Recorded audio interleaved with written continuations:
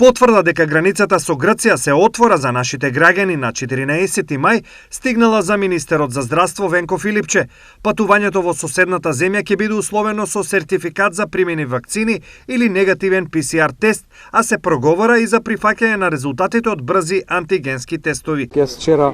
разговарав со грчкиот министер за туризам Теохарис, кој потврди дека грчката влада се уште е на ставот и затоа во период кој што следи и официјално ќе ни извести дека границите ќе се отворат на 14 мај. И за влез во Грција ќе биде потребен или сертификат од вакцина по овој трг кој што ние го имаме или кој што го издава Србија, или алтернативно ПСР тест не постар од 72 часа, и тоа за што размислуваат, а ќе биде и ова важи за сите земји, за некои земји ќе може, не знаат се уште дали за нашата, дека може да се влезе и со брз